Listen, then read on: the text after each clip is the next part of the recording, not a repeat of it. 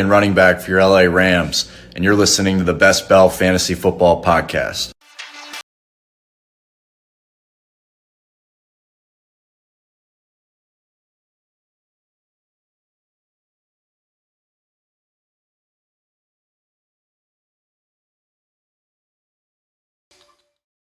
And welcome into Fantasy Football Week 7 Tips, Best Bell Fantasy Football Podcast. I'm Bradley Stalder. You can follow me on Twitter at FFStalder.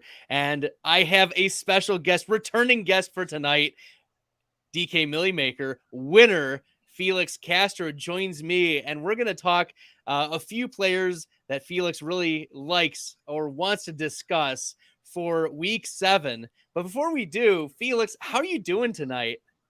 Doing well, man. It's good to be back. Happy to be back too. How you doing? Jake Fun. How about that opening, right? Oh yeah, we talked about it last time we were on here. Dating a bachelorette contestant, and I think they might even be engaged now. I could be wrong about that. I've last I saw they were at least still together, so that's encouraging. For love, Yes.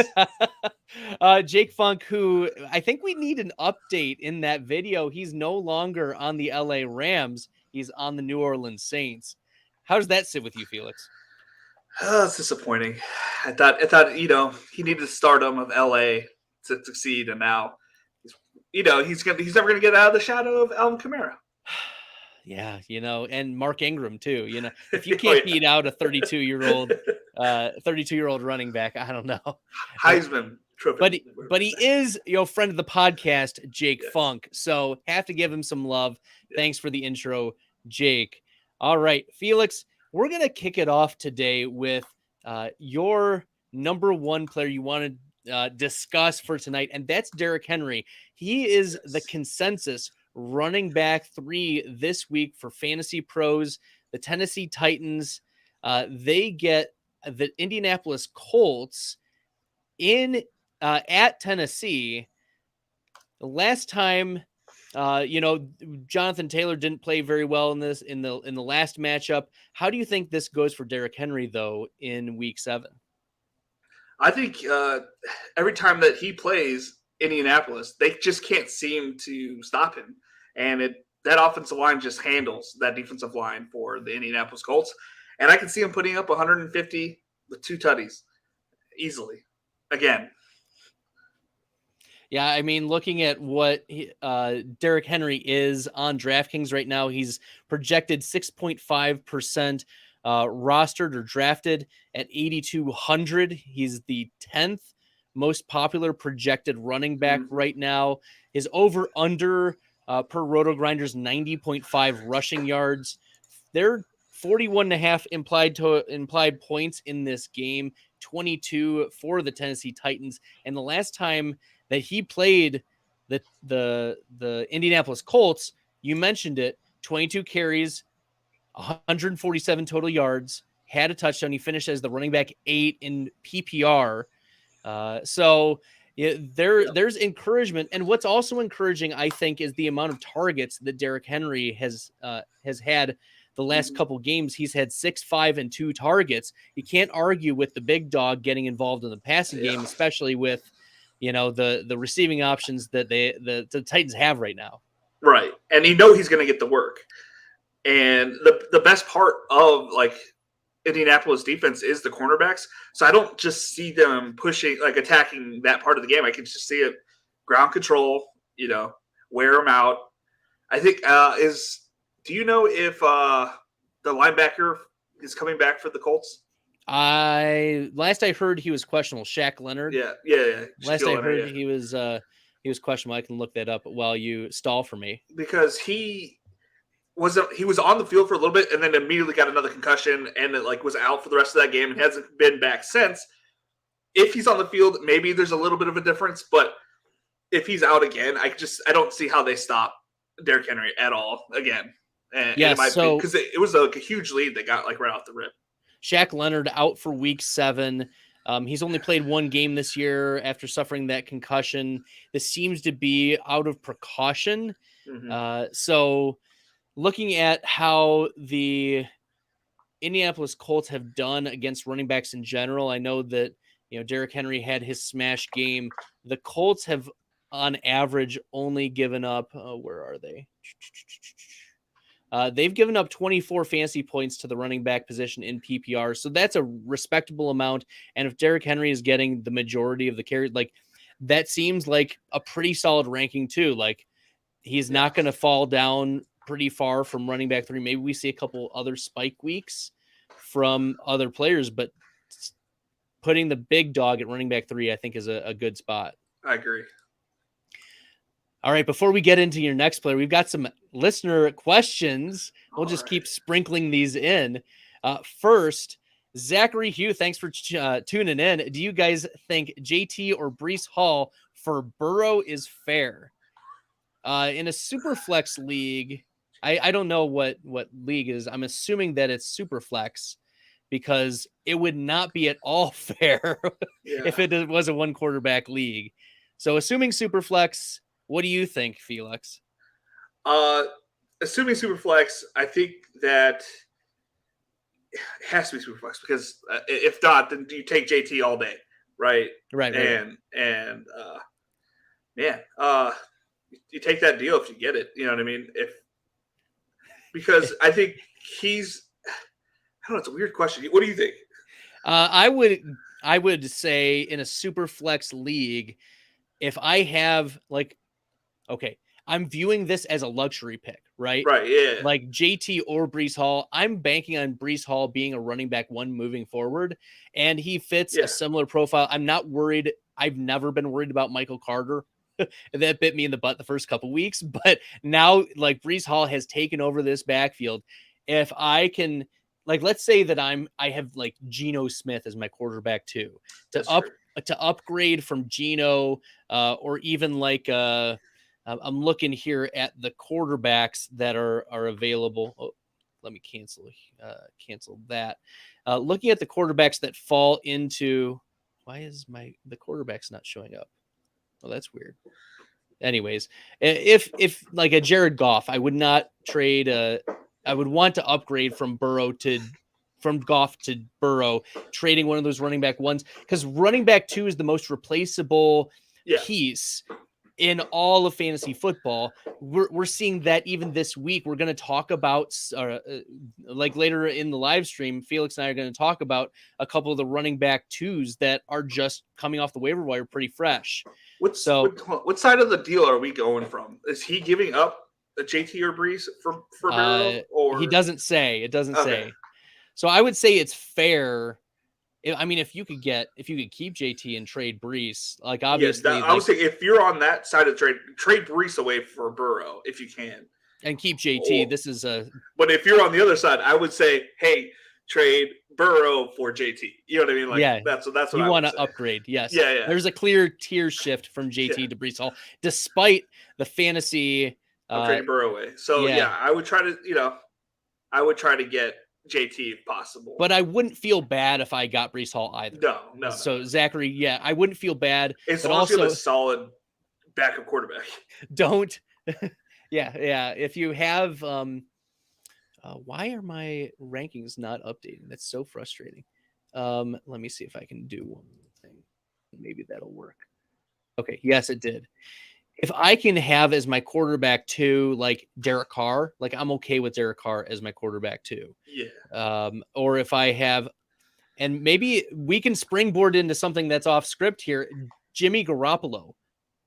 I would be comfortable having Jimmy Garoppolo as my quarterback 2 if I'm trading away Burrow. And if Felix, you and I were doing a lot of best ball drafts in the offseason, some super flex, and Jimmy Garoppolo was sometimes not being drafted at all, even in these super flex drafts, or maybe as a last round consideration.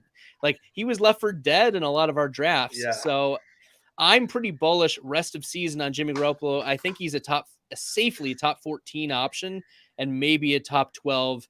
It would not surprise me even that if he got in the top 10 by the end of the year. I agree, because he's going to be so consistent, and his receivers are top tier. He's going to have check down city with Kittle, and he can throw CMC on the other side. They're going to be practically unstoppable on offense if they want to be. Yeah, it comes down to Jimmy just making some accurate throws. And I think the crux of this is keeping Trent Williams healthy, because Williams is going to be out, I think, for another 2 weeks is the projection. So if the 49ers can keep him healthy and then move George Kittle away from blocking, because that's what Kittle's been doing the last few weeks. Like, we've finally seen him move away from blocking and helping there. I think that's going to be a big shift forward for this 49ers offense. I think there's going to be less pressure put on the quarterback now. Like, they're not going to send as much because you have to account for so many options now.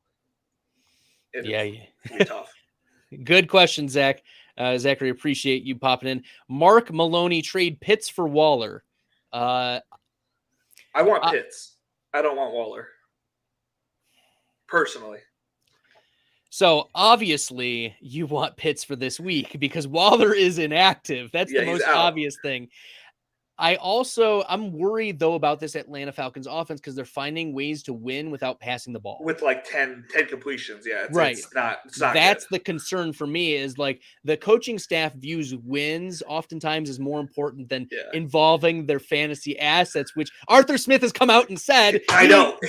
He's like, I don't give two craps about your fantasy teams. We just want to win. And that's what's going to happen. So I agree with you. I love Pitts' talent. He's the younger player. He's available in week 7. So I would not trade Pitts for Waller for this week. Now, it also depends on who you've picked up. Like I'm pretty happy with Taysom Hill, how he's been performing at tight end, and you got him for free. Yeah. I would say I wouldn't trade away Pitts because also in your week 17 finale game, he does play the Arizona Cardinals. And as we've seen, they can't guard tight ends. Now, I'm not saying they're going to throw 40 passes to him because they clearly don't run that kind of offense.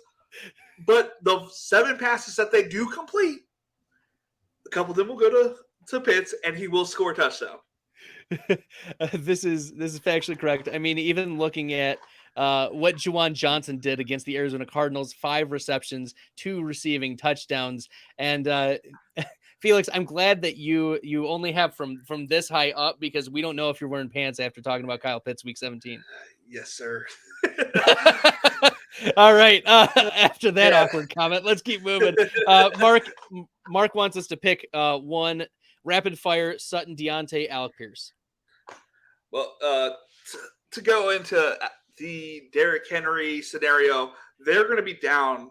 I think the Colts are going to be down, and they're going to try to implement the same strategy they went into the Jags with, where they're like, let's just throw the ball because that's the only way to get the offense going. And I can see Alec Pierce, who's increased his targets through the entire season so far, and he's like Matt Ryan has eyes for him in the red zone in that area, and I could just see it personally. I could see it increasing, especially in this game in particular.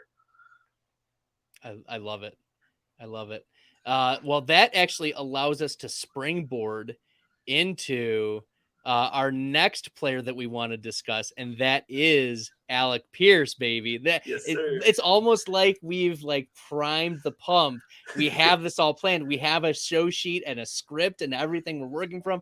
This is brilliant. The Fantasy Pros accuracy ranking, or the Fantasy Pros consensus rankings, have Alec Pierce at wide receiver 36. He's a rookie out of Cincinnati, 2nd round pick, 22 years old. He lit up the combine, 90th percentile 40-yard dash, 95th percentile speed score, 94th percentile burst score, 96th percentile catch radius, 6'3", 208. This is a dude who his yards per reception in college, 79th percentile, 17 yards per reception in Cincinnati when he was playing with Desmond Ridder.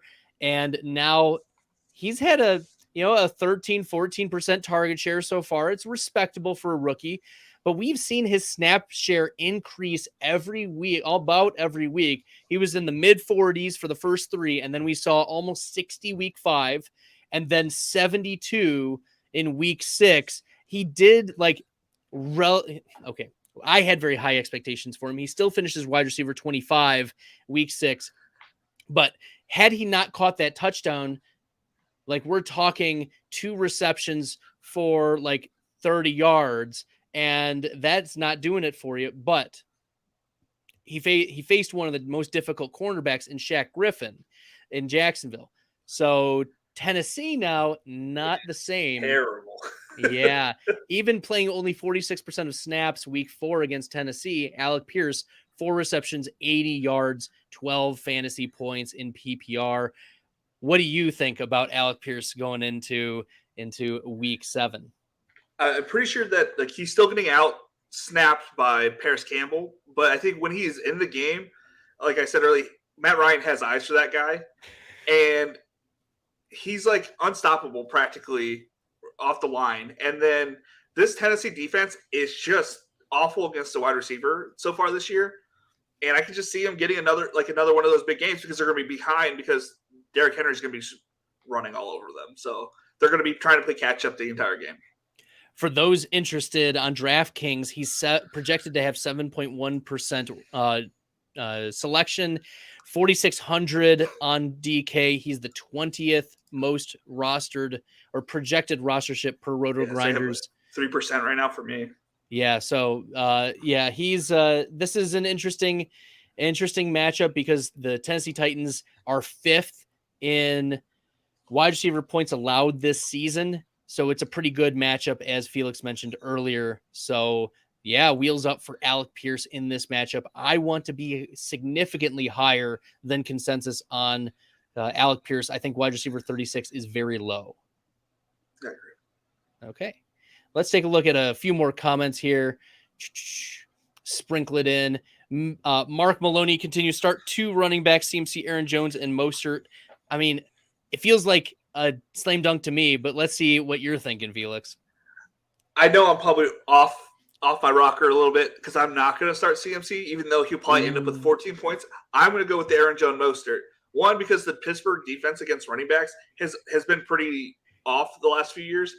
And then Aaron Jones, I just feel like they're going to get back to what they do best, and it's going to be like screens for Aaron Jones, and he's going to get into the end zone this week. So, I was going to say CMC and Aaron Jones. So we both agreed on Aaron Jones, but you talking about the Pittsburgh run defense, they have allowed the 5th most running back points this year. They're allowing the 12th most running back points to the receiving back, which is not really Mostert's cup of tea, but looking at what he's done over the last few weeks, he's run at least 21 routes each of the last 3 weeks, and now Tua returns. I think it's more wheels up for Mostert. So I agree with you. I think you've convinced me now. Christian McCaffrey in a limited role, I still want. Like, I'm not going to bench him. Right. I wouldn't.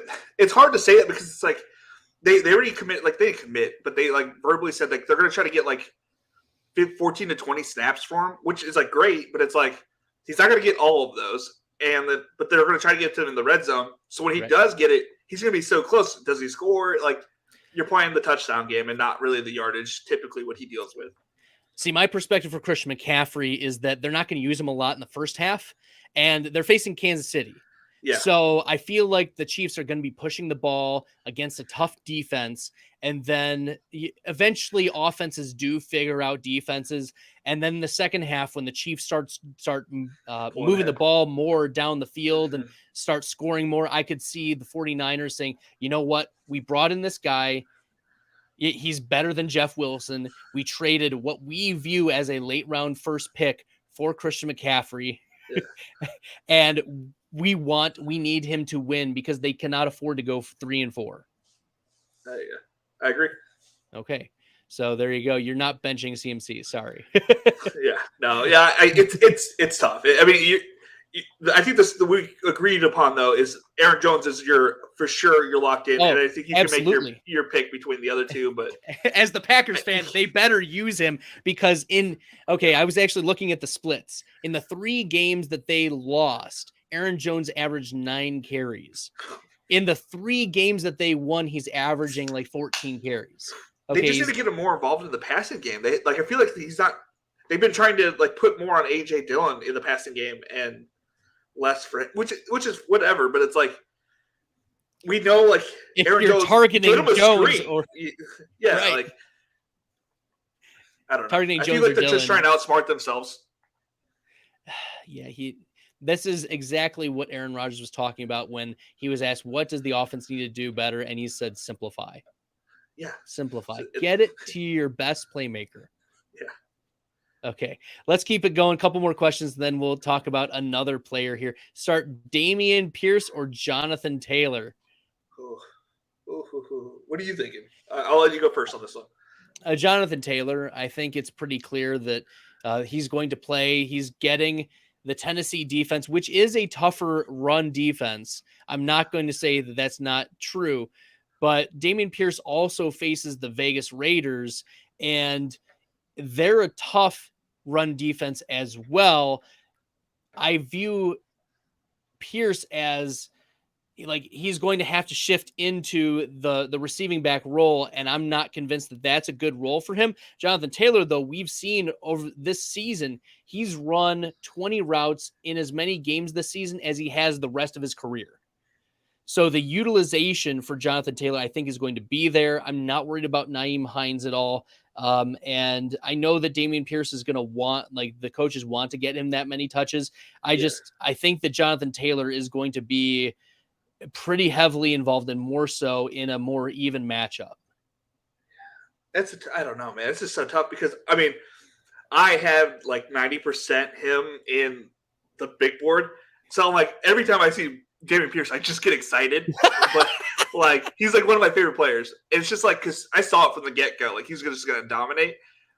It is the Raiders defense. You can't run outside on him. Like, if you're going to run, you got to run inside. And, like, that's kind of where he, like, specializes at.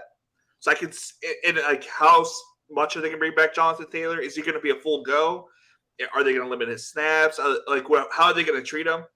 So reportedly, he was good to go last week, but it was his decision to sit out. Yeah. And so, you know, I think if the coaching staff is going to say, you know what, if you say you're good to go, we're going to give you the full complement of snaps. I don't see any reason why they hold him back. Okay. Yeah, I'd probably go Jonathan. It'd be. You're not benching Jonathan Taylor. Yeah, you did spend the first round pick on Jonathan Taylor. Like this is where your draft capital, you feel like caught like by your draft capital almost sometimes. But it's true. What are the reasons that we drafted Jonathan Taylor?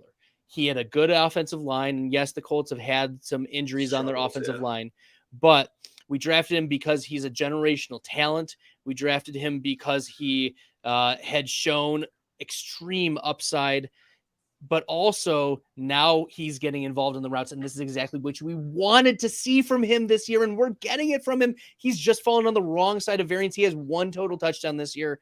Give me Jonathan Taylor, right side of variance. I just want to put it out there. I drafted 0 Jonathan Taylor, and I didn't do it correctly because I drafted Najee Harris ahead of him, but clearly they were both not great picks so far this year. Sometimes you can't have your cake and you can't eat it too. So there you go. Jose Pena, good for Lawrence to start at quarterback this week.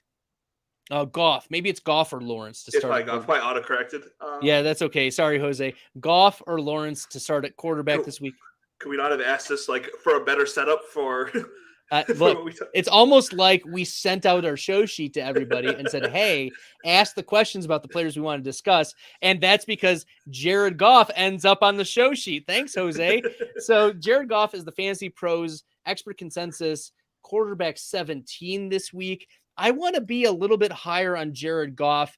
I know that's the Dallas Cowboys defense, and I know that that's always a tough one because the Cowboys create a lot of pressure. Micah Parsons is defensive player of the year candidate, is going to be perennially the rest of the way. Diggs is also like, he's a ball hawk, and you know, he takes risks at the corners position, but Amon-Ra St. Brown is back and he's going to play the full complement of snaps. The coaches said Goff is going to give as many targets as Amon-Ra St. Brown can handle. DJ Chark is out. Swift is questionable for this game. I'm higher on Jared Goff. How about you, Felix? I am all in on Jared Goff this week just because I'm a few years ago, there was a Jared Goff and versus Tampa Bay's Jameis Winston. And there was a few picks right back and forth. And it's like, it just set off a bunch of scoring. First off, Jared Goff does great indoors so far this year. outdoors, he did struggle against the Patriots. Patriots. Yeah, but like so far, indoor they've done really well, and I just think he's going to throw an interception, and they're going to be down by 7 right off the rip. Like Trayvon Diggs, and then Amon-Ra's not going to have it, so then they're going to be it's going to be a fireworks show, man. So a couple things about tied into this question from Jose, Goff or Lawrence. I am actually in my fantasy data article, Trevor Lawrence was the quarterback I identified as I'm lower on this week. He's consensus the quarterback 12, and I've moved Trevor Lawrence down to where Jared Goff is at quarterback 17. And I just said, like, with regard to Trevor Lawrence, you can't predict what he's going to do. He finished, quarterback 4 like twice over the last 6 weeks. But last week it was because of the 2 rushing touchdowns, which are really fluky. They're not predictable. But what's more concerning for me about Trevor Lawrence is that he's thrown for 175 yards or fewer, and he's had 23 or fewer pass attempts 2 of the last 3 weeks. That's majorly concerning for upside. And he gets the New York Giants that give up the 11th fewest fantasy points and 8th fewest passing yards to quarterback. They've been looking good. The Giants look like, aside from the wide receiver position. I know if Colin Johnson would have just stayed healthy. I had 80 to 90% Colin Johnson last year in DK Best Ball Man, and I'm like, had he would have just stayed healthy this year, and I would have had that much, like he would have been breaking the bank this year, and he tore his ACL right at week 3 preseason. Oh, that's so tough. Yeah, poor guy. He should have been making so much money right now. What's it called? Yeah, but that pass defense, that defense in general has looked really good. That pass rush has looked good with Kayvon Thibodeau, and then the corners are holding up. They're not perfect, but they're holding up. No, and they're ranked as one of the more difficult matchups against Jaguars wide receivers. But with regard to Trevor Lawrence throwing the deep ball, like that is the biggest red flag for me right now, is that he's 31st in deep ball completion percentage, 34th in deep ball accuracy, 33rd in deep ball catchable pass rate. And this is a relatively low scoring projected game. Like it's only 43. Yeah. The over under. So it's not like we project it to be a slugfest or anything. So yeah, that's my little diatribe on Jared Goff versus Trevor Lawrence. And another thing to think about is like the Giants, the way they've been playing all year is that they're taking the air out of the ball. Yeah. So it's going to be hard for Trevor to get into a rhythm because they're just going to the Giants are going to be running the ball over and over and over again, and they're going to limit possessions. So you're already looking at less possessions. And I'd rather take the chance with a high scoring game potentially in the Cowboys versus the Lions. All right, we're gonna switch backgrounds here for a second. We're gonna go yellow for the aesthetic view. Yeah, also. Because I want to remind everyone that to subscribe to the YouTube channel here, we're going to take a hot second and remind everyone, subscribe to the YouTube channel. It helps me get all the content out. It helps grow the community for you to make all of us better. That's what this is about. That's why I bring guests on like Felix, who's won $1 million in DK best ball to talk with me and share knowledge and just make each other better. I'm a big believer that iron sharpens iron in this industry, and that all of us have extra perspectives of ways in which we win. Okay. And so I want to make sure that you're subscribing here as we continue on. So yeah, hit that subscribe button, turn on the notifications. So when I go live or put on videos that you get those as soon as possible. All right, we'll hit on a couple more questions, and then we'll get into a few more players. I think based on what I'm looking at, we've got 2 more in our queue, unless you want to talk about it anymore. I'll talk all day. So it's whenever. That is a dangerous thing. Look, my wife and kids are out of town. I got the whole house to myself and all night to talk. Well, that is a dangerous ask because Felix doesn't know this, but I've channeled my inner mind of Mansion for this podcast. It's we have an over under of 2 hours and 30 minutes for this podcast. So just to let you know, I'm kidding. We will go as long as both of us are answering questions and the community is going and the flow is there and I'm not falling asleep because I've got. I know. I feel a 3-month-old. I can only imagine. We're doing our best. Let's keep it going. Gitz asks Foreman or Latavius Murray. Okay. Initial thoughts, Foreman or Latavius Murray. I have an opinion, but I want to hear you, Felix. So I'm curious on how the snap share is going to come out for Foreman. Is he going to get the full workload, or is he going to split it 50-50 with Chuba Hubbard, who they drafted last year? Obviously not the same coaching staff. Well, it is the same coaching staff, but besides the head coach. Latavius Murray has looked really good. I can see him getting they said they're going to start Melvin Gordon, but I feel like Latavius Murray fits the system you feel they're liars, Felix. You feel like they're liars. I feel like they're lying to me because Latavius Murray just fits that Javonte Williams role better that they want, and Mike Boone fits the pass catching back better. And I feel like Melvin Gordon's he's the odd man out. Yeah. So reports out of Denver during the game after the other fumbles during the game when Javonte Williams tore his ACL was that if Javonte had not torn it, they were going to cut Melvin Gordon the next day. I could see it happening. I kind of predicted that before the season started, and I got weird looks because everybody was like, "Oh, you're missing out on Melvin Gordon in the 10th round." I'm like, I don't think I'm missing out. I'm pretty sure he's going to get cut during those seasons because they didn't want him. They tried to let him go, but they signed him back for like a minimum.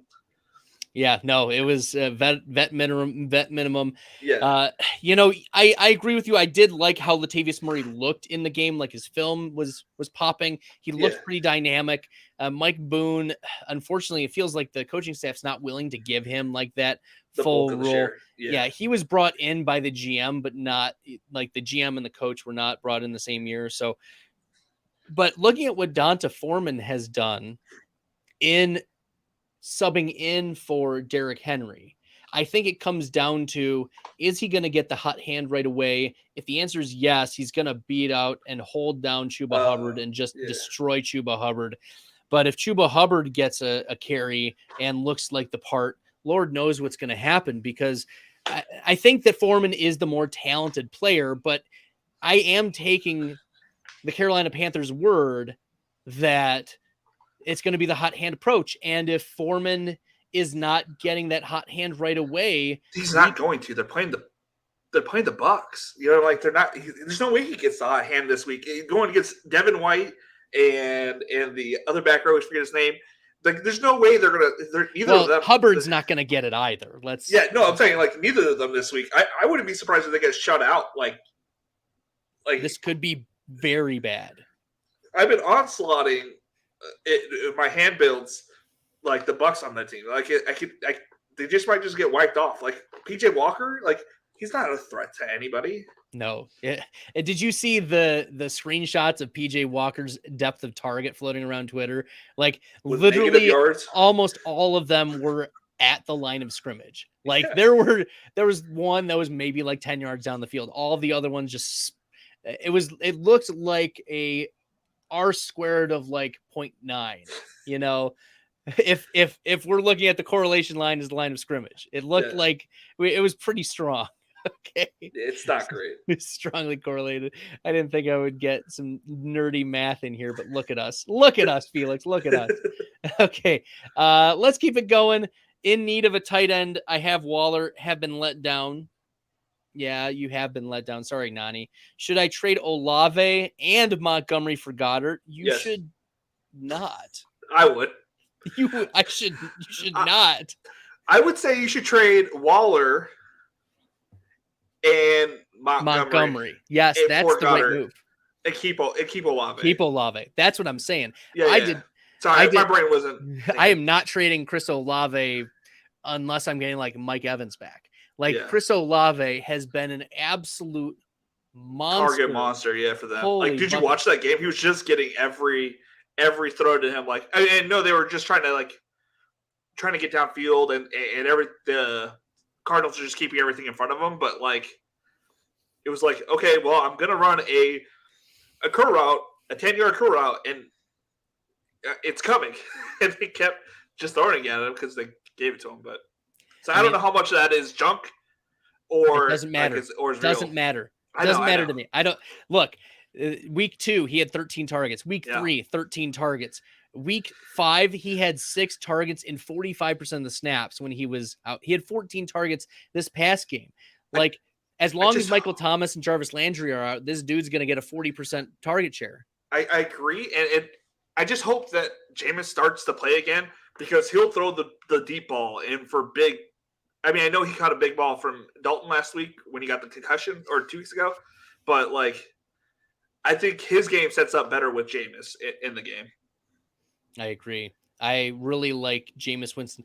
He was a top 12 quarterback consideration for me going into the season. Jameis Winston, I was that bullish because of all the weapons. Yeah. But now Thomas and Landry have been out, and Olave had the concussion, and Kamara's had his ribs issues, and Taysom Hill has been dealing with ribs issues, by the way. Yeah. I don't know if you caught that, but man, oh man, I would not trade Olave for Goddard, even straight up. And then you wanted to sprinkle on Montgomery. Someone's trying to hustle you, bud. Sorry, Nani. Yeah. I would definitely try to trade away the other 2. All right. We're going to answer, I think, 2 more questions. Then we'll go to another of our player profiles for tonight. Shane Jacobus asks, Kelsey and Dillon for Chase, Swift, and Pitts. No.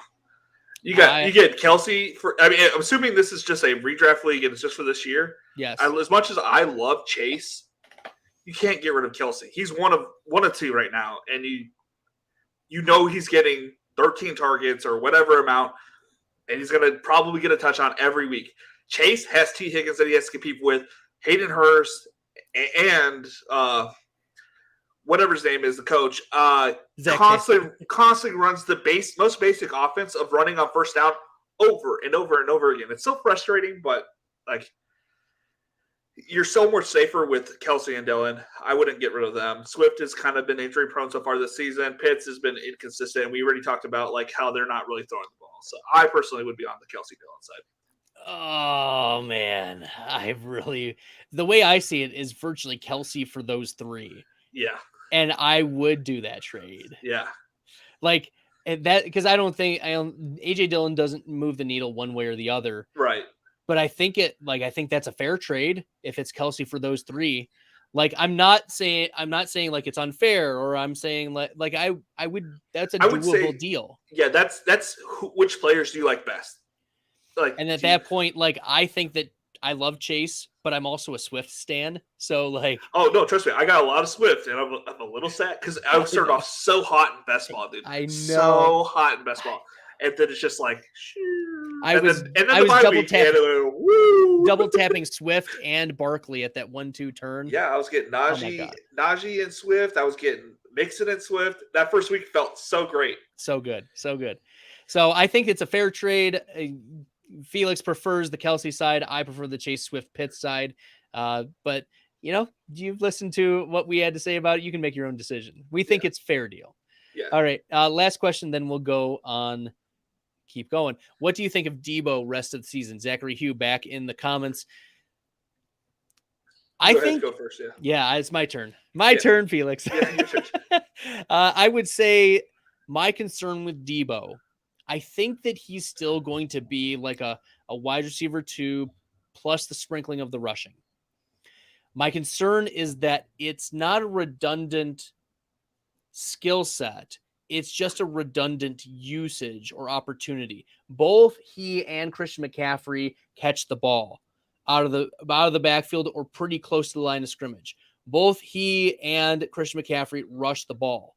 So essentially it's that redundancy overlap that I'm concerned about that is going to like lower his ceiling, I think, because now there's another legitimate weapon that is competing for those goal line carries or those close to the line of scrimmage targets. You're already competing with Kittle for those. So right. I think that Debo is, I know that well, for this week, Debo's like the wide receiver 4 or 5, but I could see Debo more being in that wide receiver 12 to 14 the rest of the year. Like, he may have his spike weeks here and there. He'll have a big, he may have like, he'll still have like those, but I think he'll still have his spike weeks, but the rest of like his seal, like his 84th percentile is his whole thing just went down. His whole thing went down. Yeah. So that's how I view him. It isn't, yeah, he's not a trade candidate for me either. You're just holding on to Debo. Yeah. And I think it's good for Debo in a sense, because now he's going to stay healthy. Now you don't have to worry about him staying healthy the rest of the season. Because I still worry about Debo staying healthy. Yeah, I agree. Because he runs like a madman. But like, I think it lowers his ceiling to an extent. Like, he'll have a few spike weeks, I'm sure, here and there going against the Cardinals, or like certain teams, like they're playing the AFC West, so they'll play the Broncos, if they haven't already. So they'll like have spike weeks, but I think it lowers his floor by a little bit because he's not going to get the same amount of touches, which is again a good thing. But the offense is going to move even more efficiently, so they may score more touchdowns. So there's potential for more touchdowns. All right, I'm scanning to see if there's any way we can transition really nicely. I don't see any in there. Oh, it's okay. We talked about Alec Pierce already. Sun God, McLaurin, Cooks. No. Okay, so we're going to talk about Chris Godwin next. Yes. Okay, so Chris Godwin, he's the Fantasy Pros consensus wide receiver 13. And don't worry, everyone. We will get to your questions. We will get to them, but we do have a couple players still that we want to chat about. And Chris Godwin, wide receiver 13 right now. He's wide receiver 57 in total points, wide receiver 33 in fantasy points per game. He has dealt with a few injuries this season, coming back from the ACL tear he suffered at the end of last season. He had the hamstring tear in week 1, I believe, and then came back week 4. And then only played 53% of snaps in week 5 against Atlanta. But then in week 6, 89% of snaps, 36 routes, 12 targets, only 6 receptions, 95 receiving yards. Finishes the wide receiver 21 in full PPR last week. But Felix, you want to talk about Chris Godwin, and you mentioned how the Tampa Bay Buccaneers are going to be facing the Carolina Panthers, and this may be just the matchup of the week for Brady Godwin stacks. Yeah, I agree, and I think this is just as much as on Godwin as it is, I feel like, for Tom Brady. I feel like not only is he getting more and more involved in this offense, his target's going to go up and up, and I just feel like they're just going to, for this week specifically, they're just going to just dominate, run the score up, show that Tom Brady still got it, that the team's like together and all in, and they're just going to put a 50 bomb and maybe a shutout on the other side in like a college or high school football game. They're just going to rub it into them, and Panthers haven't showed anything. They did have J.C. Horn, who was looking really good. He'd be matchup on Mike, I think, even if he wasn't, he might be questionable, but if he was in the game, he's going to be on Mike, and there's no quarterback 2 that can match up with Chris Godwin right now. He's looking really good coming off a couple injuries that we talked about earlier. I think he's in. This is going to be the game where he pops off. This is going to be his spike week, and next week you should expect him to be a lot higher priced on DraftKings. Yeah, right now on DraftKings, Chris Godwin is only 6,300, but Felix, the projected rostership is 18.2%. Okay, because I have him for number 12%. 3. I have him for 12%. I have the Awesemo stochastic projections for currently. They have it for 12. Yeah, so I'm looking at Roto Grinders right now. Okay. He's at 18.2, third among wide receivers. Yeah. I think the public is waking up to Yeah, Chris Godwin. yeah. I agree, but sometimes good chalk. There is good chalk, and I think Maybe you need Godwin to win this week. Yeah, he might be the 30 burger, 40 burger. Who knows what they put up on him? So This might be the Godwin Brady week. And he's facing Dante Jackson. So okay, be that as decent. it may. Yeah. Decent. Okay. Yeah. Go Godwin. Gitz said, I traded Ramondre for JT. Let's go. Let's go, Gitz. Oh, you traded Ramondre and got JT. Oh, that's a total win. Let's go. That's a win. Let's give it applause for Gitz. Let's go. Love it. Love to see it. Oh, that's trading high, especially Harris is coming back this week from what I heard, right? He's still questionable, but he's projected to play. So Ramondre Stevenson made it into my Fantasy Pros or fantasy.com article, fantasydata.com article. Ramondre Stevenson was the consensus running back 9 for Fantasy Pros for this week. And I have him as running back 18, and I think I'm even too high right now. Yeah, that I think that's going to be a little high. Now, just a little bit. I think he'll be like running back 25 in that 24. Range. Yeah, somewhere in that back range. End running back 2. Yeah. Right. But I mean, so Damian Harris is back. Stevenson finished as the running back 1 last week, but in the 5 games that Stevenson has played at least 50% of snaps, but played alongside Damian Harris, he's finished on average as the running back 22. Yeah, that makes sense. And in 2 such games, he finished as a top 10, but 2 games he finished outside of running back 30. So I think if you're playing like the range of outcomes games for Ramondre Stevenson, I think he's extremely risky to return on your running back 9 investment or running back 10 or whatever it is. I anticipate the expert consensus ranking will go down for him. I think you nailed it though, because they're playing the Bears on Monday night, who have a decent running defense, but like they've given up the 7th most fantasy points to the running back position, but they've given up the 6th fewest receptions and 11th fewest receiving yards to the running back. And that's more so Ramondre Stevenson's role. Like Stevenson's run 87 routes in 6 games. Harris has run 34 in 4 games. Yeah. I think your ranking is actually it's kind of spot on. Thanks. I appreciate it. It's good to suck up to the host. Oh yeah. What's in a while? No, it's all good. It's all good, Felix.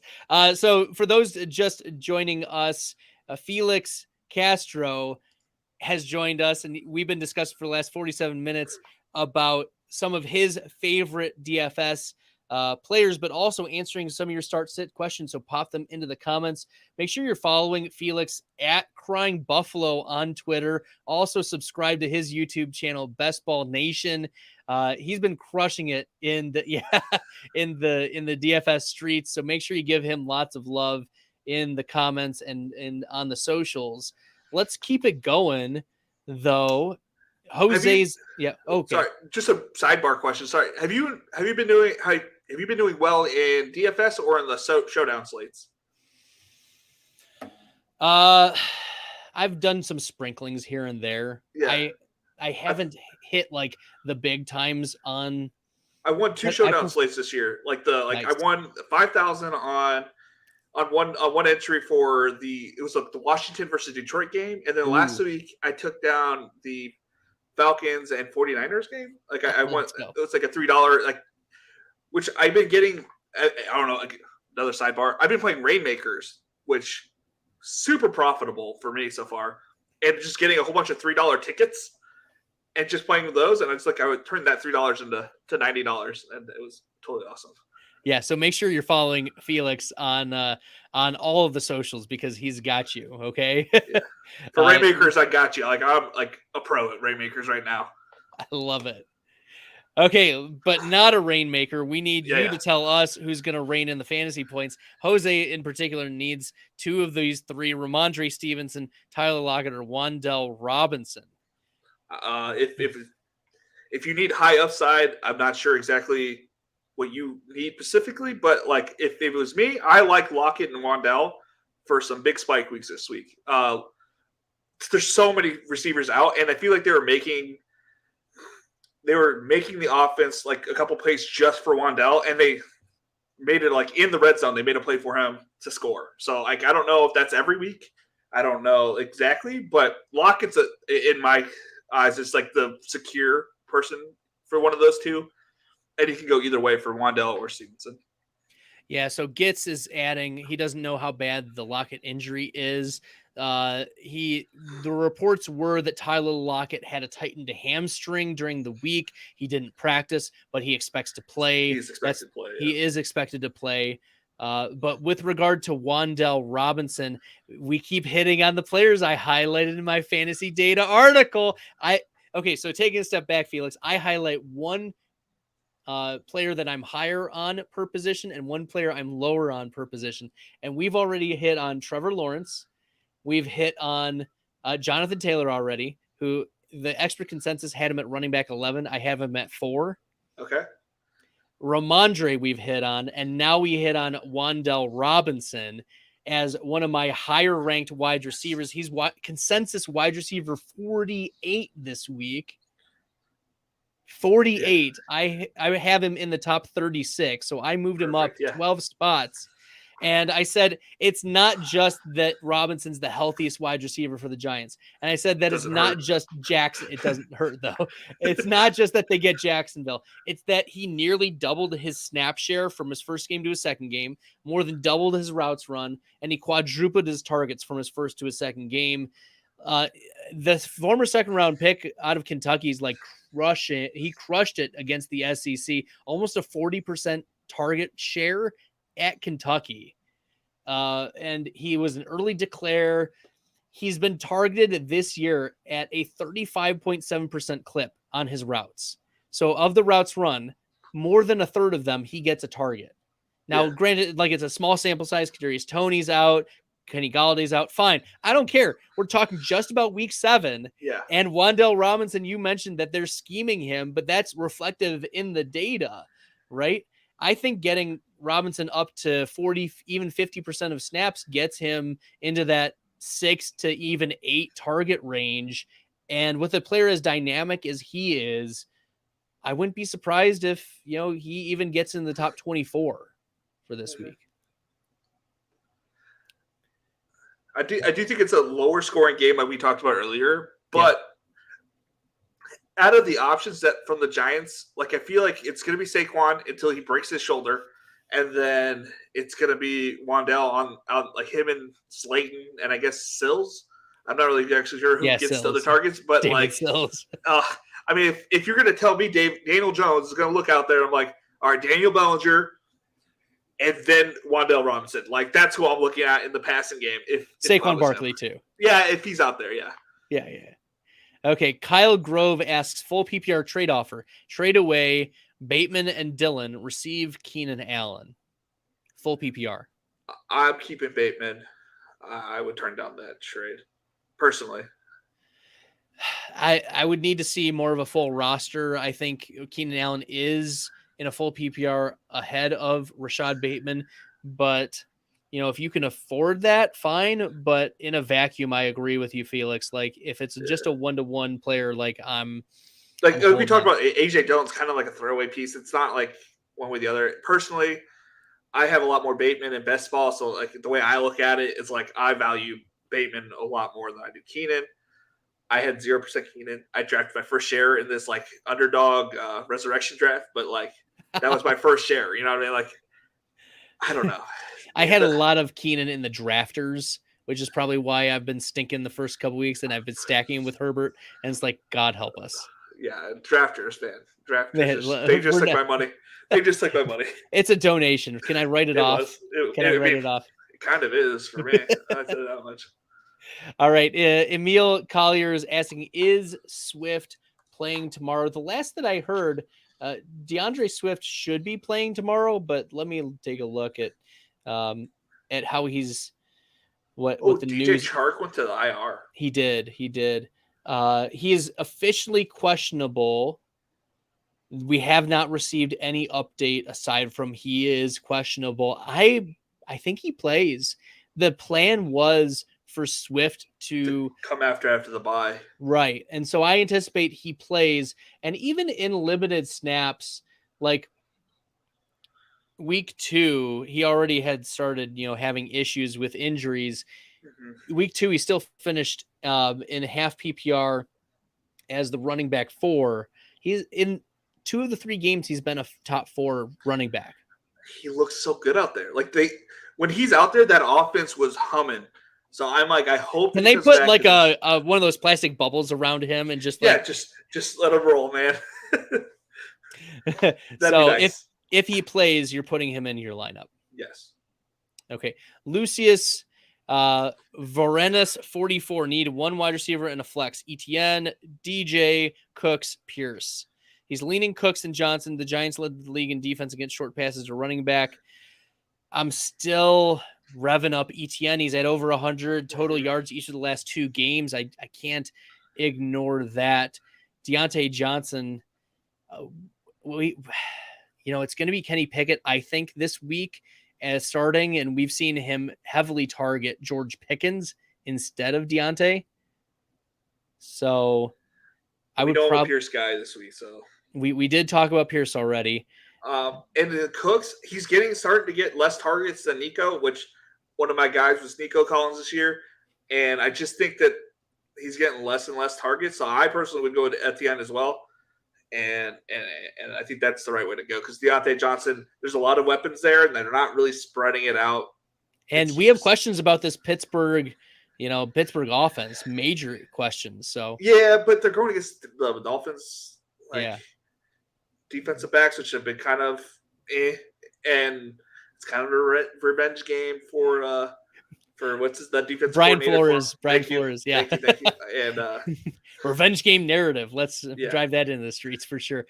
So I think taking this away, Etienne and Alec Pierce. For me, yeah, that's what I would do. And if I'm comfortable with that. If somebody was like pop up on the injury before, then Deontay, I guess.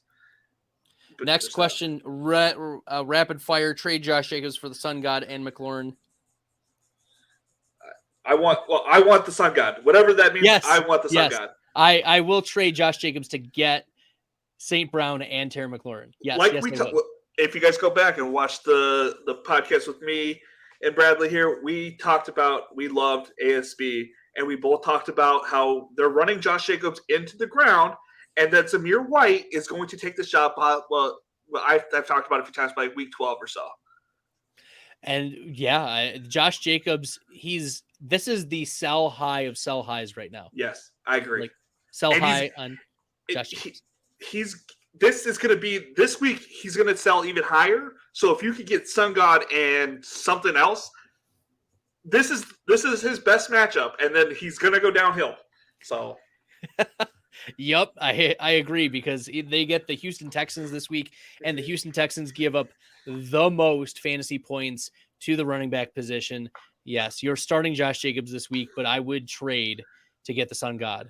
Yeah. Okay. Rapid fire, Cooks or Lockett, half PPR. I go Lockett. I think he's gonna have a big game tomorrow. Same. Rapid fire, Damien. Oh, we've got a Twitch question from BT. Thank you, Twitch. We've got some Twitch watchers. Not to hate on the YouTubers. We love YouTube. Please subscribe to the YouTube channel. Okay, hit that red button, subscribe. But the Twitch lovers are here in full force. Thank you, BT49180, representing our Twitch community. Damian Pierce for Devonta Smith. Which side of this trade are you taking? I want Damian Pierce. I love Devonta Smith. I think, honestly, it depends on what your team really needs, but Pierce would be what I go with. I think because of positional scarcity, I agree with you. Yeah. Need one running back. Hunt, Donta Foreman, or Jamal Williams? Jamal Williams. I just think there's going to be a lot of points scored. Maybe he gets a touchdown. Maybe. Wasn't he going into week 6 as the leading touchdown scorer in the NFL? So at least on the ground, I think Jamal Williams is the play here, even if Swift plays. Yeah. One wide receiver, one flex, Pierce, Sutton, Bateman, Drake, Etienne, Pitts. Oh, okay. One receiver, one flex. So I think Pierce is an automatic for the receiver. And then Drake, I really like this week with now J.K. Dobbins, and he looked fresh. He looked good out there last week. So if Bateman plays, it's hard not to play Bateman, but if not, I would go Drake over Etienne and Pitts. Okay, so I still want Sutton. And even with Rippon out there? Yes, so this is we're going to take a detour down the Brett Rippon road. Last time he played, last time he started, it was against the Jets. Without Sauce Gardner. Without Sauce Gardner, he threw 242 passes. He was picked off 3 times, or 242 passing yards. He was picked off 3 times, 2 passing touchdowns. Tim Patrick was the leading receiver with over 100 receiving yards. Jerry Jeudy was also there for 60 receiving yards, but only 2 receptions. I think in this game, it's Sutton, and it's going to be Sutton, and it's going to be a Greg Dulcich game. I think it's Dulcich all day, and I don't think. I think that Brett Rippon, he's not good at it, but he's gonna throw it down the field. Yes, he's gonna get picked off by Sauce Gardner 2 times this week. If you have like an IDP league and it counts her all out for picks, Sauce Gardner's getting 2 this week. I still like the shots on Sutton. I think he's extremely talented. It's gonna be so hard to move off of Sutton there. And ETN, I think ETN is the flex play here. But this allows us to springboard into your last player, yes. Kenyan Drake, running back 32 in Fantasy Pros consensus rankings. We do have Justice Hill returning. Yes. And we have Gus Edwards activated off the PUP. You still want Drake for this? I mean, if you think about it, Drake is just being, is moving into the primary role, I think. And Justice Hill, the last time I saw Justice Hill, he missed a wide open lane, probably 30 yards, and he just didn't run straight. He ran at the defensive players. So I don't trust Justice Hill at all. If Gus Edwards does play, then a little bit of concern for that. But I think this is Kenyan Drake's for the next week, and if he does well, it might turn into his backfield with the other guys taking his breathers. So looking at what Kenyan Drake has done in the 2 games where he's gotten 50% or more of the snaps and he's gotten 10 or more carries, he's done that twice so far this season. Yeah. He had 10 and 11 carries. He's run 15 routes or more each of those games. My concern with Kenyan Drake achieving any ceiling outcome is his lack of involvement in the passing game. He's shown on the ground that he's super efficient, and we've seen increased efficiency from running backs who are tied to rushing quarterbacks in the past. But my concern is that in his 2 games, he has 3 total targets, 2 receptions, and that just means his range of outcomes becomes extremely wide. And that's what we saw in week 6. We saw him get the running back 7 in PPR. We also saw week 1 against the Jets running back 50. So for me to put him at running back 32, I think is the hedgiest of hedges because of Gus existing, because of Justice Hill existing, and because of the lack of passing game. I agree. So that's where I'm at. This was I didn't know exactly what kind of 5 players you wanted, but this is he's a cheap salary. If you need at running back, he's 5,100, and he's not highly owned, and he could easily get if they move the offense, and hypothetically, Deshaun Jackson draws a PI penalty all the way to the 1. Who are they bringing in? It's probably either going to go to Andrews or Drake, probably for that. Yeah, and I was well, you're looking for a high upside potential game winner, a couple touchdowns. I think Drake can be your guy. Drake could be your guy. You heard it here. All right. I want to remind everyone as we get into the last set of questions, those have been Felix's highlighted players for this week. Really appreciate Felix Castro jumping on and talking these players. If you missed the earlier players, Derrick Henry, Chris Godwin, Alec Pierce, Kenyan Drake, and Jared Goff. And make sure that you subscribe here to the YouTube channel. This is my reminder as we get into the last little bit. Hit the subscribe button, turn on the notifications. I've been posting a lot of content lately, over 300 videos I've been putting out there, lots of player profiles, And some of them, heck, one video today I just posted got over 500 views. So really, Nice. yeah, it's my, maybe I'll see if I can pull it up and play it live for our listeners here at the end of the show. But nevertheless, hit the subscribe button. You don't want to miss out. Not only is it informative content, also very entertaining. Lots of good things happening tonight, in particular with Felix. This way, I'm trying to get my orientation right. Okay, so this way, yes, Felix is Felix. I appreciate you coming on. We're gonna finish here with a few more questions, so put them in the chat, and then we'll end with the video that I made earlier today. Okay. Richard Hernandez wants a reaction. Traded Kelsey for Kupp and Ertz. If you're going to trade Kelsey, Kupp is the guy you traded for. The dude is unstoppable. They scheme it. He has been everything that you wanted him to be. I'm jealous of all the people that got him on best ball. I wish I would have had more of them. He's just unstoppable. Ertz is a nice piece, I guess, but that's not why you traded, Kelsey. You wanted Kupp. You did want Kupp. Yeah. Let me see if okay, sure. There we go. We're going to hide that for now, but that's it's my Brett Rippin video. It's 15 seconds, but we'll end it with that. Joe Mahalik asks, dealing with a few bye weeks. Yeah. I mean, the Vikings are on bye. The Buffalo Bills are on bye.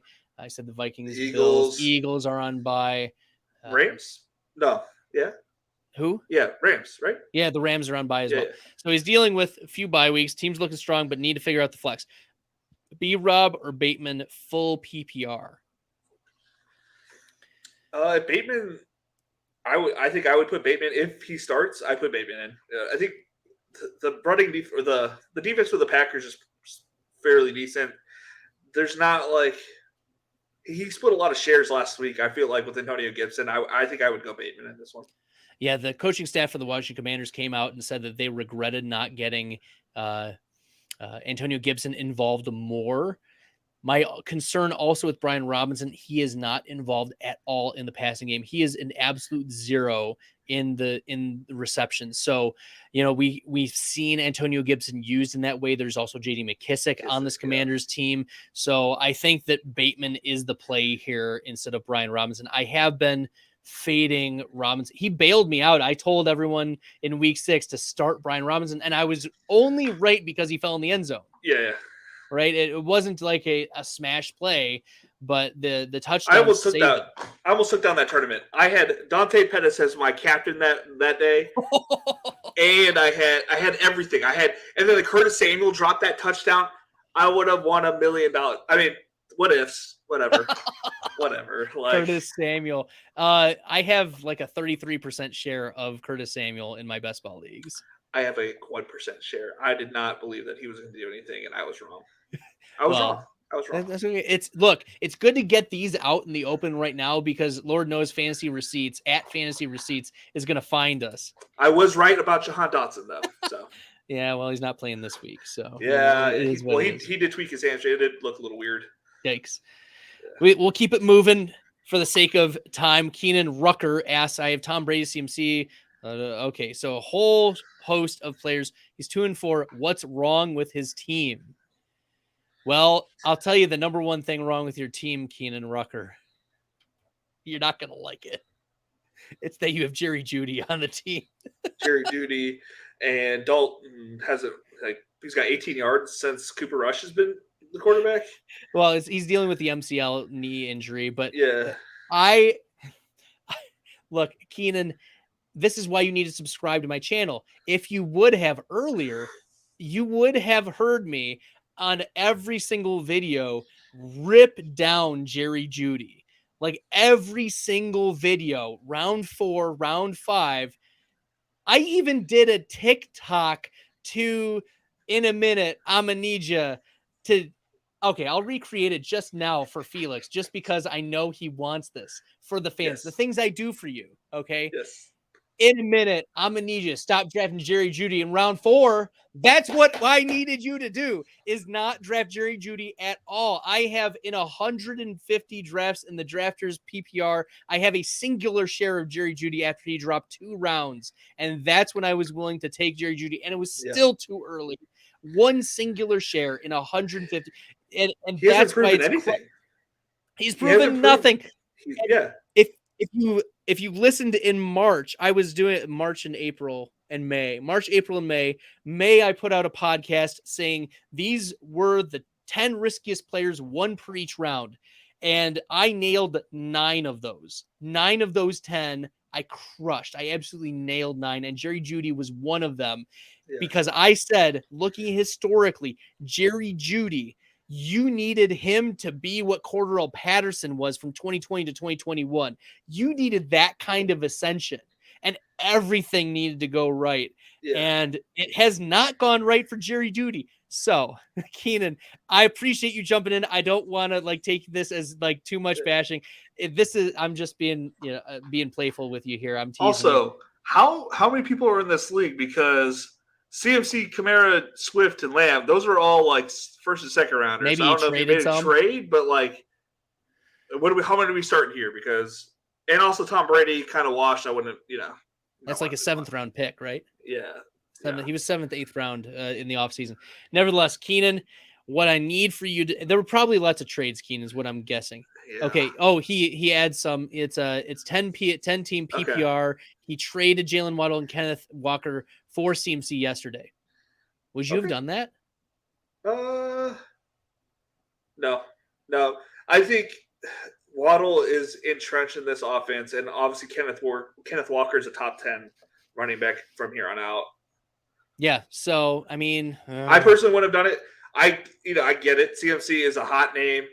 He's going to do well there, but his ceiling is going to be limited now too, because there's so many options in San Francisco. I feel like you just hold on to CMC and see what you have. Yeah. I'm sorry, Keenan. I was a little mean to you. I apologize. But he made a ton of trades to get his roster this good. He feels good about his team, but he's only 2-4. Do you think that team is going to be able to make a run? I think it could run hot, but you mentioned the Tom Brady, Chris Godwin stack is going to be pretty nice. I think Kenneth Walker could have gotten for a 1-for-1 trade next week because he's going to pop off this game against the Chargers. They're terrible against the run. Keenan pops back on, and thank you for watching, Keenan. He said Jerry Jeudy's on the bench. He's not starting. Oh, praise God. Thank you. Thank you, Jesus. Yeah. Okay. You should see what you can get for him because he has name value.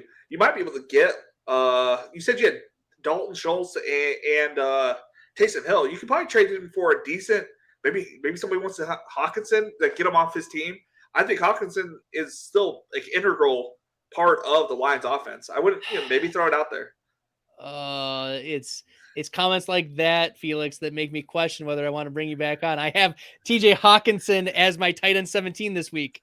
Yeah, no, I'm not saying this week. I'm not saying this week, but the playoff schedule, it sets up nice for the Lions. Oh, TJ Hawkinson is, I think, long-term, season-long, he's going to be fine. But this week, week 7. This week it's not great. Yeah, it's not good. And the game he exploded on in Seattle, Amon-Ra St. Brown, wasn't there. So. Right, I agree. I just think with all of the weapons together, there's going to be more touchdowns scored.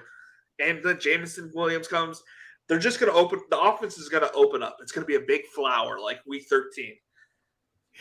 Keenan, appreciate it. This is why we joined this community, because it's lots of fun. I like to banter with everybody. All right, we've got a couple left, and then we're going to say goodbye to Felix. We've had him on for far too long. It's been too much of a treat.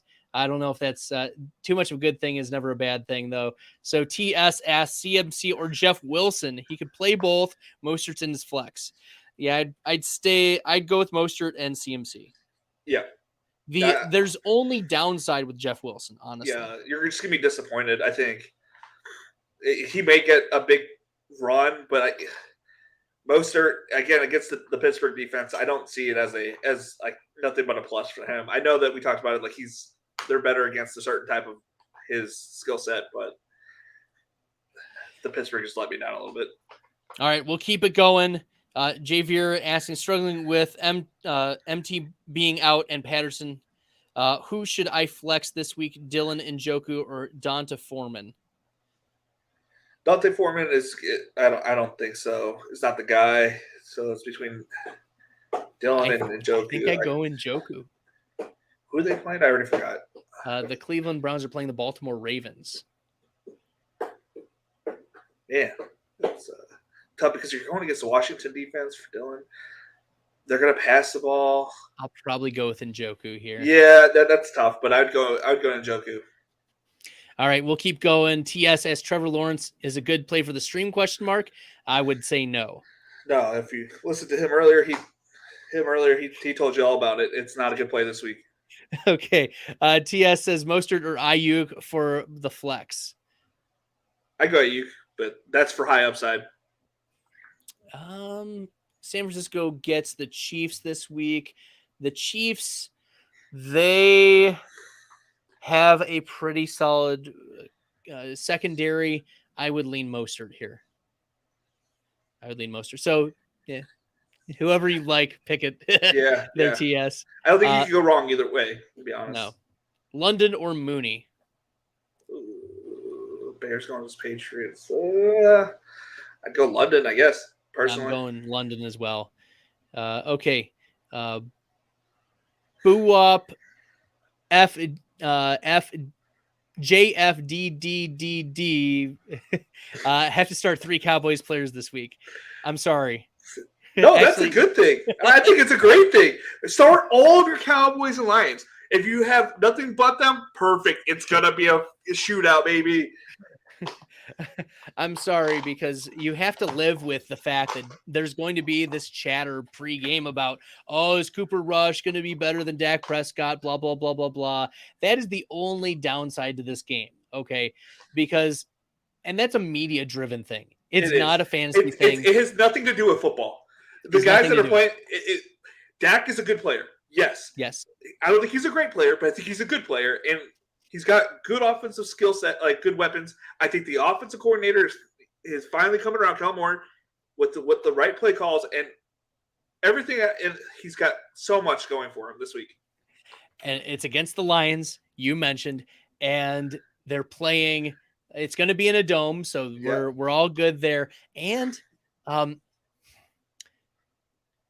looking at what CD Lamb has done this season, he is number 1 in target share among all wide receivers, but he is 22nd in fantasy points per game among wide receivers. He is due for regression. I don't think it's this week, Dak first week back.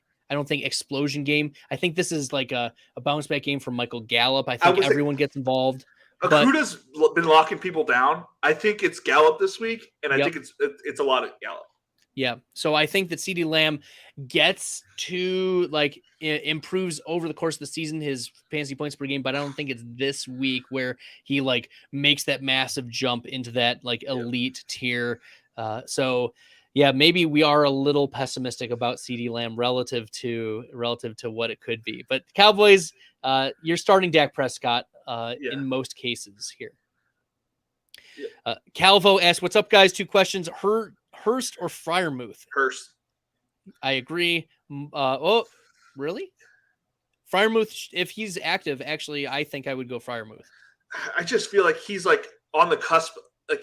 If he has any hit to the head, they're just gonna take him out. I don't know. It's just you can't play scared. I know you can't play scared, but if you're gonna play, Hurst has a good matchup this week. It's not like the top, one of the top 5 defenses to play your tight ends. Okay, but Freiermuth gets Miami, who gives up the 3rd most fantasy points to tight end. It's gonna be Najee Harris week. Okay, this is Najee Harris this week. Stop! It's never Najee Harris week this year. Okay, for those, we're gonna go down this rabbit hole because you opened this. You opened the Pandora's box, Felix. Now we're gonna have to get into it. Talk to us about Najee Harris and best ball this offseason. Talk to us about that. So let's preface this that Najee Harris won me $1 million. So we'll just start with that. I have 80% Najee Harris. So for my mental health sake, please, he needs to start showing up. So I'm hoping for a Najee Harris week. To bring it back to the Pat Fryermuth, he's finished 3 of his 5 games with 12 or more PPR fantasy points. He had 1 bust game against Cleveland, and then he had to leave early because of the concussion week 5. Right. Other than that, he's been really consistent, 7 or more targets in 3 games. He's had 4 red zone targets in those 5 games. Is Pickett starting, or is it Trubisky? Pickett, I think, is going to get the start. And actually, speaking of Kenny Pickett, he's the higher ranked quarterback for me this week. He's consensus quarterback 24 on Fantasy Pros. I have him at quarterback 16. I still go Hurst, but I don't disagree that Fryermuth is a good play. It's risky, like first game, and then I know that once you're clear. But he's had 3 concussions in 2 years of playing. It's a little risky playing somebody that's so susceptible now to concussions, personally. And then for Myers or Deontay, I think I go Myers just for the volume. I think I go Myers or Ayuk. Oh, Ayuk. I go Ayuk just because potential shootout game. I'm not entirely sure. I think I'll go Ayuk as well. He could flex Mostert over Gallup. Would you flex Mostert over Gallup? No, I think this is Gallup's game. I think the cornerback for Detroit, the one that's like shutting people down, I think he's going to be on CD, so it's going to open up things for Gallup. Yeah. Okuda versus Amari Omowarie, I think, is the other cornerback. Yeah. He was pretty good last year, not so good this year. Pig's feet, half PPR, Jeff Wilson or Khalil Herbert? Ew. I think Herbert just for a potential explosion play, but I don't really. I wouldn't want either. Is there like a third option? Is there a third option? I mean, there's only the upside for Khalil Herbert is if David Montgomery gets hurt. Jeff Wilson, I think there's only downside now. Yeah. So we'll see. I mean, Khalil Herbert, pulled off a 60-yard rush in the last game? Yeah, but they're playing the Patriots. That's the only bad part about this matchup is they're playing the Patriots. So give me Jeff Wilson, actually. Yeah. I'll take Khalil Herbert, but I don't like it.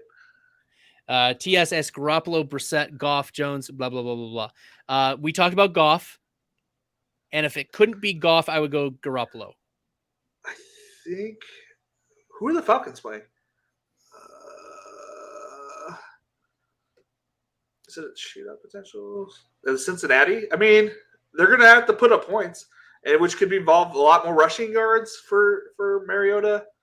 I'm just glad in the league, the best ball league I care about the most, it's a video showdown that if you win, you get a free entry to $1,800 tournament next year. In that league, I have Dak and Mariota as my quarterbacks. And so I've been riding the Mariota train since the beginning of the season. Yeah. So he's played well. Like he's gotten fantasy points. And this was a player that you were getting last round of your best ball leagues on underdog and just were like, click, last round. Yes. And if you want that third quarterback, you get Mariota, or I think it was like Trubisky at that time. I don't. Yeah. You feel dirty about clicking those names. But not so dirty now. Mariota's played pretty well. So yeah, I agree. I would rank them Goff, Garoppolo, Mariota, Jones, Jones, and then Tannehill, Brissett is kind of a toss-up. They're a wash, yeah. I agree. I agree. All right, we've got a couple more, and then we're going to call it for the night. How are you guys feeling about Gus Edwards? Picked him up 3 weeks ago and have him sitting. I mean, we discussed the Baltimore backfield already, and I think it's going to be a mess. Felix believes that Kenyan Drake is going to get the first crack at it, and I think that's a fair assessment, but I don't think it's a great play. There was salary saving. I didn't know exactly you wanted 5 players. So I was like, like he's on the edge. Like he's going to get the work. He's in a wishy-washy. He could be on a Millie Maker team. I could see it happening. Not that I think he's a great play. I think it's a risky play. But he has the workload. He's going to be low owned, and he could put up touchdowns. I don't think he's a great play. I don't think Gus Edwards is to play this week. Yeah, I don't think you're putting Gus Edwards in your lineup unless you're in like a 32-team league. Yeah. which I'm in a couple. Or if you're playing, I would play Gus Edwards over Khalil Herbert and whoever the other person was. Oh, Jeff Wilson, you would? I think I would. I would. I wouldn't. Just on the offset chance that he scores a touchdown. I don't believe in either of the other. Well, all right, I take it back. I'd still play Khalil Herbert, but I don't believe in Jeff Wilson anymore. Like, I'm out. I'm out. Take him out. That's a no for me, dog. Yeah. Fredo Soros says trade Jacobs for St. Brown and McLaurin. I think we got this one. We did that yes. One. Yeah, we did that one. Yeah. Maybe he reposted it. I wanted St. Brown. Yes. For full disclosure, should I trade Dillon, Gabe Davis, and Swift for Saquon and Higgins? Yes, I would. I think Saquon is an upgrade on Swift, and I think Higgins. I want Davis. And I want Davis. So like, I want Higgins. I want to be attached to Josh Allen in any way I can right now. I want to be attached to Cincinnati. Yeah, I think it's just like who your preference on players is. And if I could have Dillon attached to it, I guess there's not much of there is an upgrade over Swift over Saquon, but or Saquon over Swift, but Davis and Higgins, they're equal players, and then Dillon's just like we've talked. I think it's been an hour and 25 minutes, and we've every 15 minutes we've said that AJ Dillon is just a throw in. Yeah, and watch this week he goes off against the Commanders, right? But he's a top 5 running back if there's no Aaron Jones. Oh, for sure. Right. So you're also getting rid of this top 5 player if this other scenario happens. So that's another thing you got to think about. It's also another roster spot that you're hogging too. You're throwing away. Right. If it depends on what your situation is, but I would keep Davis. I'm a big Davis guy. Hey, Lucas. B. Robinson, Kenyan Drake, or Najee Harris in my flex. Well, Felix. Najee! All right, we're moving on. AXCYZZ with the last question of the night. Walker and Sutton for Higgins and Godwin. Give me the Higgins-Godwin side. Yeah. I love Walker, but I like Higgins-Godwin way better. Yeah, I agree. Well, Felix, this has been an absolute pleasure. Make sure that you are following Felix on Twitter at Crying Buffalo, and that you're subscribing to the YouTube channel Best Ball Nation. Felix, are there any other plugs you want to drop right now?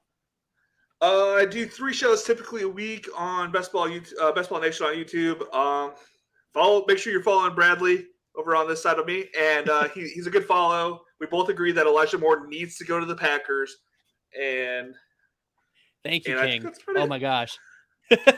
I'm willing to talk Elijah Moore. Let me tell you. Yeah, let's holy talk buckets. I have 45% Elijah Moore on my best ball teams, and it has been mind-boggling that he wants out of this. I'm like, send him to Kansas City, the Bills, or the Packers. The Packers make him into Stephon Diggs easy. If he becomes Stephon Diggs anywhere he goes. Yes, I agree. They're almost mirroring each other's. He's mirroring Stephon Diggs' career path, almost to a T. It's crazy because when the Thielen popped off, it was no one liked Diggs, and I'm like, what are you guys talking about? Diggs is a top 5 receiver. He just had issues outside of football that he had to deal with. Yeah, and I don't know. It's crazy. Elijah Moore, I don't have that high of a percentage. 45 is very high, but I don't have that high of a percentage. But Elijah Moore, in some of my best ball leagues, he's my wide receiver 1. He was drafted as my wide receiver 1 because I went quarterback and running back and tight end and all of those. And my plan was to hit Elijah Moore and the Chase Claypools and the Amon-Ra St. Browns and that tier of wide receiver at that spot. And some spike weeks have happened from those players and some haven't, but Elijah Moore, it's extremely frustrating because we know what kind of player profile he is. He was an early declare from Ole Miss. AJ Brown said that Elijah Moore was better than him when they played together. Listen to AJ Brown. Dude is a baller. Former 2nd round pick, Elijah Moore. He needs to get traded. Okay. One bonus question. Francisco Castro could also do Lockett and Dillon for Higgins. Give me Higgins. Yeah, give me Higgins all day. Okay. Cool beans. Well, that'll do it for tonight's podcast. Make sure you are hitting this red subscribe button, turn on the notifications when I drop all the videos. Really appreciate Felix, you coming on tonight on such short notice as well. This is a lot of fun. We've had a lot of viewers ask lots of questions, so I appreciate the engagement in our community. Make sure that when you're commenting on my videos that you're also commenting on others, replying. I do my best to get to everybody in the YouTube comments and try to get to everybody. I want to make everybody feel like their questions matter, because they do. And I take it personally when I get something right and when I get something wrong. Okay. So I really, really appreciate that. This community has been super supportive over the last couple weeks since I've been posting a massive amount of content, and I'm trying to get back at it. D Red Solo Cup 32. Oh, yes, sir. We back. Let's go. Yes, sir. I appreciate y'all. Okay. And we'll end on this, and then I'm going to hit end broadcast. Is it worth to start CMC if I mix in Pierce and Hall? No. Just start those other 3. Yeah, start those other 3. Don't risk it. You can start CMC week 8 or whenever he gets fully integrated. Mixon, Pierce, and Hall should hold you down just fine for week 7. All right. On behalf of Felix, good luck, everyone, in tomorrow's week 7. If you're playing DFS, if you're in the best ball streets, if you're in your regular home league redraft, appreciate y'all tuning in. Until next time, thanks, everyone. We'll catch you later.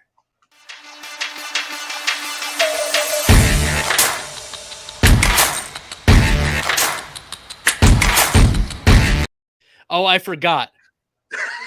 I have to play this video. Oh, so yeah, hopefully yeah. you didn't log off. Here we go. Check out my YouTube channel. This is a video from it. Hopefully the audio plays. To start ripping in fantasy for week 7, you take that chance. Be a man and start ripping. All right, nice. That'll do it. Be a man. Start ripping in your fantasy leagues. Good night, everybody.